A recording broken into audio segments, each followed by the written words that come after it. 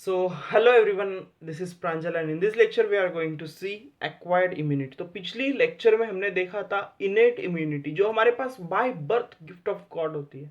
By birth हमारे पास वो होती है, लेकिन जो एक्वायर्ड इम्यूनिटी है वो अडेप्टिव होती है, जिसको हम आफ्टर बर्थ अडॉप्ट करते हैं।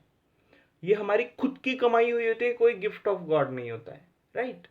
और ये हमारे अंदर कब डेवलप होती है? तो जब पैथोजन का इनकाउंटर होता है, पहली बार जब पैथोजन आएगा तो हम एंटीबॉडीज बनाएंगे, तब ये हमें डेवलप होती है, right. And it is specific to pathogen. हमने इनेट इम्यूनिटी में देखा था वो नॉन स्पेसिफिक थी। तो हमारे पास इनेट इम्यूनिटी में एग्जाम्पल क्या था? स्किन। स्किन का एग्जाम्पल था। तो स्किन फिजिकल बैरियर है, किसी भी ऑर्गेनिज्म को एंटर नहीं करने देगी, पैथोजन को एंटर नहीं करने देगी। लेकिन ये स्किन क्या हर एक पैथोजन के लिए डिफरेंट डिफरेंट एक्ट करेगी?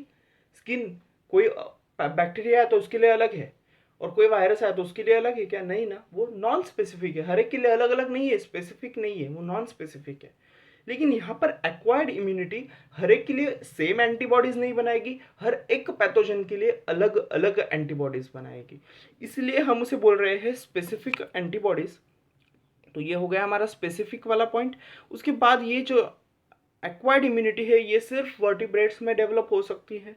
उसके बाद हम देखते हैं it differentiates in self and non self antigen. How does it differentiate? कोई एंटीजन हमारे खुद के बॉडी के होते हैं, राइट, और इसमें सप्रेसर टी सेल्स होते हैं जो अपनी इम्यूनिटी को थोड़ा सप्रेस करते हैं, हाइपर एक्टिवेट नहीं होने देते हैं, ताकि हमारे ही बॉडी के ऑर्गन्स के साथ ये लड़ ना पाए।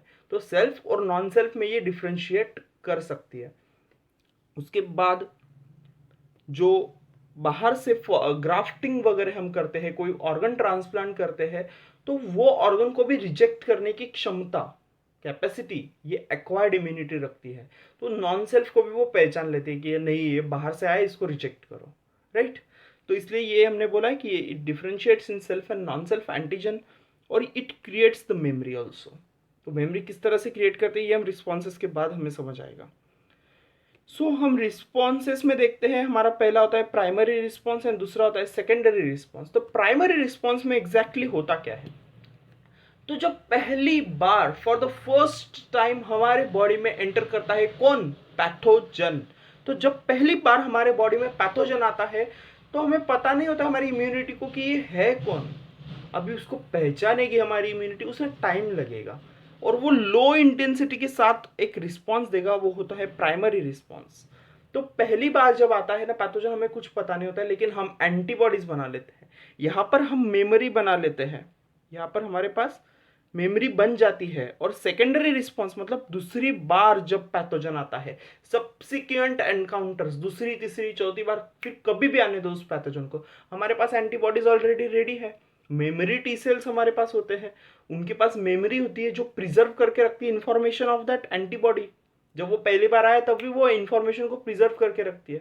दूसरी बार जब आता है तब वो उसको हाई इंटेंसिटी के साथ ऐसा रिस्पॉन्स देती है कि वो अनफॉरगेटेबल होता है, मतलब एनामनेस्टिक होता है। एनामनेस्टिक मीन्स अनफॉरगेटेबल रिस्पॉन्स, ऐसा रिस्पॉन्स जो भूला ना जा सके बिल्कुल। मतलब बाद में थर्ड बार तो आने का सोचेगा ही नहीं एंटीजन, पैथोजन, फिर भी आते ही है। चलो, तो मेमोरी बेस्ड ये होता है secondary response. How? Because first जो प्राइमरी रिस्पॉन्स था उसने मेमोरी क्रिएट कर ली, मेमोरी प्रिजर्व कर ली कि हाँ ये पैथोजन ऐसा होता है, ये आ चुका है, इसका ये एंटीबॉडी हमारे पास है। तो सेकेंड टाइम जब वो आया तो वो एंटीबॉडी फटाक से उसको दे दी, तो वो मर गया। तो पैथोजन के खिलाफ इस तरह से हमारी इम्यूनिटी वर्क करती है। इसका हम आगे देखेंगे। जो टू टाइप्स के लिम्फोसाइट्स हमारे पास होते हैं, two types of lymphocytes, B cells and T cells. तो टी सेल्स जो होती है वो सेल मेडिएटेड इम्यूनिटी होती है, उसमें सेल्स होते हैं, राइट, जो एंटीजन के खिलाफ लड़ेंगे, एंटीजन के अगेंस्ट फाइट करेंगे। वो हम देखेंगे नेक्स्ट लेक्चर में। नेक्स्ट लेक्चर में हम उसे देखेंगे। अभी इस लेक्चर में हम देखेंगे B cells. B cells humoral immunity, that is humoral immune response, HIR को डेवलप करती है, को परफॉर्म करती है। क्यों? बिकॉज वो बी सेल्स एंटीबॉडीज बनाते हैं। एंटीबॉडीज बना रहे हैं मतलब वो एंटीबॉडीज रहेंगे ब्लड में, मतलब ह्यूमर में, इसलिए हम उसे बोलते हैं ह्यूमोरल इम्यून रिस्पॉन्स या फिर humoral immunity. B cells produced in the bone marrow, इसलिए हम उसको बी सेल्स बोल रहे हैं। जैसे कि टी सेल्स हम क्यों बोल रहे हैं, वो थाइमस में डेवलप होते हैं इसलिए टी सेल्स। अब ये बोन मैरो में डेवलप हो रहे हैं इसलिए इसको बी सेल्स।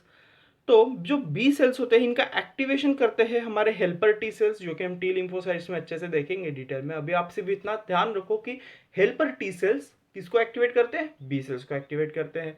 तो एंटीजन जो आया हुआ है बाहर से, पैथोजन जो है उसका जो एंटीजन होता है वो भी हमारे बी सेल्स को एक्टिवेट कर देता है कि हाँ मैं आया हूँ। बी सेल्स एक्टिवेट हो जाते हैं, अरे कोई आया है बाहर से, अभी इसको रिजेक्ट करना है, एंटीबॉडीज बनाने हैं। तो वो प्लाज्मा सेल में एंटर कर जाते हैं और एंटीबॉडीज बनाते हैं, प्लाज्मा सेल में डेवलप क्रिएट कन्वर्ट हो जाते हैं लेकिन, और एंटीबॉडीज बनाते हैं।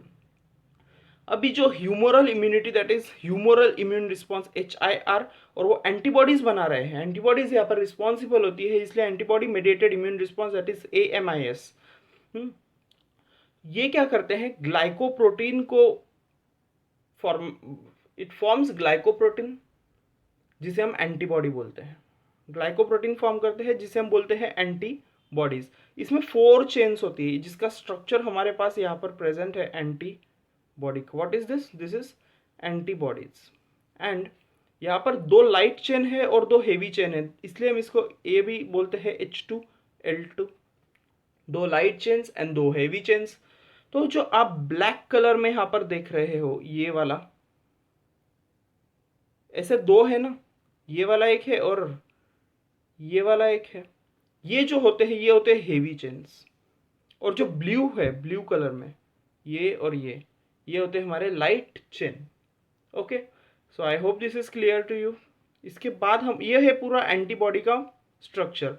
और हाँ, ये जो साइट है, जस्ट अ मिनट,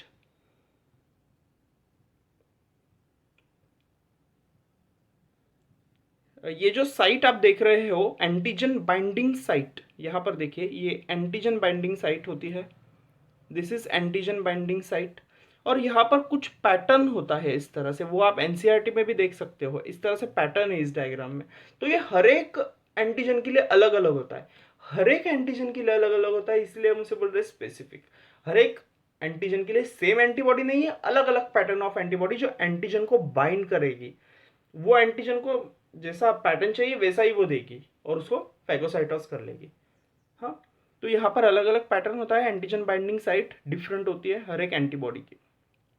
अभी हम टाइप्स ऑफ एंटीबॉडीज देखेंगे।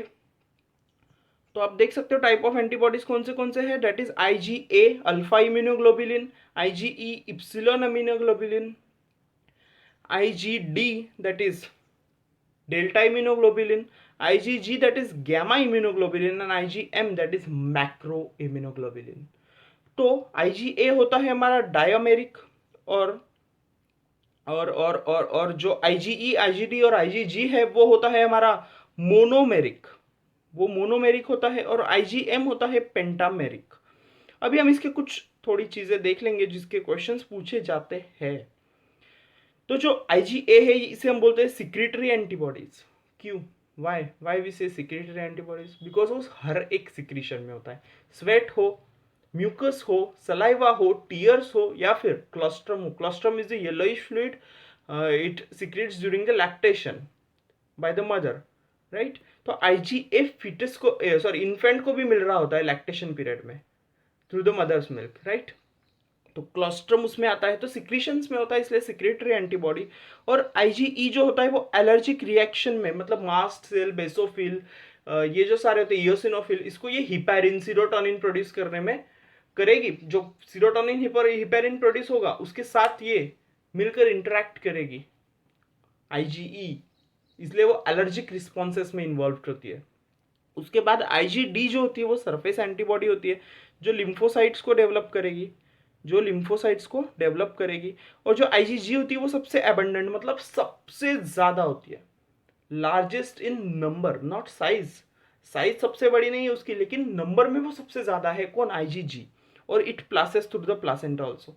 तो प्लासेंटा जो होता है उससे भी वो पास कर जाती है, मतलब फीटस में जो इम्यूनिटी डेवलप होती है वो किसके वजह से होती है, IgG, क्योंकि वो प्लासेंटा से पास होकर फीटस को मिल रही होती है। आप ये भी चीज देख सकते हो कि इन्फेंट्स जो होते हैं उनमें कौन सी इम्यूनिटी होती है, कौन से इम्यूनोग्लोबुलिन्स होते हैं। तो IgA जो उसे क्लोस्ट्रम से मिल रहा है, मदर्स मिल्क से, और IgG जो उसे प्लासेंटा के थ्रू ऑलरेडी मिल चुका है।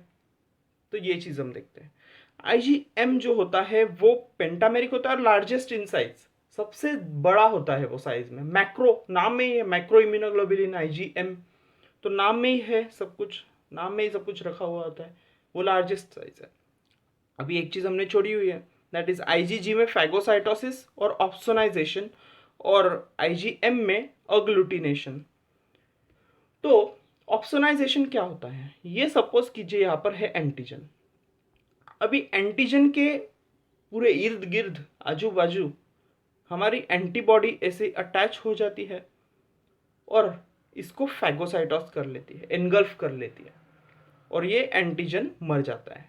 तो ये होता है क्या, फैगोसाइटोसिस, जिसे हम बोलते हैं opsonization.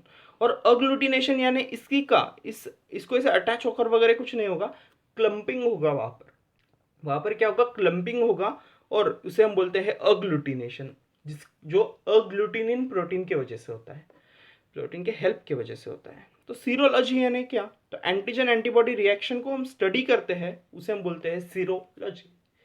So this is all about B lymphocytes, B cells. हम नेक्स्ट लेक्चर में देखेंगे what is T cells, how do it works and all those stuff. So thank you so much for watching this video, और next lecture में हम T lymphocytes को देखेंगे। Stay tuned for that. You can subscribe to my channel. Make sure you do it. It makes me happier. Thank you.